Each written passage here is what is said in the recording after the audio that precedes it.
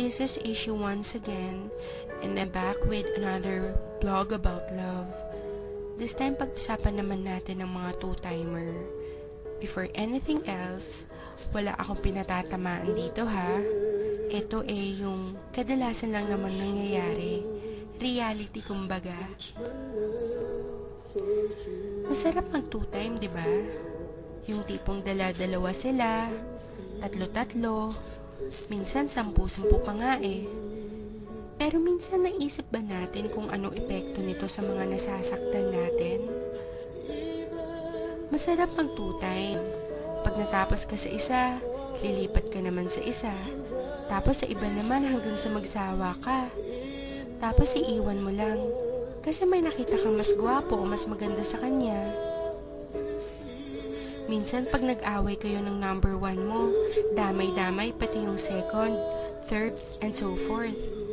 Kawawa naman sila, no? Samantalang wala naman silang ginagawa sa'yo kung di ang intindihin ka at mahalin lang. Bakit nga kaya masarap mag two-time? Kasi hindi ka marunong makontento sa kung anong meron ng girlfriend or boyfriend mo? Kasi meron mas better sa present mo? O baka naman kasi selfish ka, ayaw mong i-let go yung present mo if it's for your own sake, kahit nasasaktan mo na siya. Kasi Kasi sarili mo lang iniisip mo. Paano kung gawin sa'yo yun? Sa tingin mo makakaya mo? Sa tingin mo okay lang sa'yo? Di ba masakit din?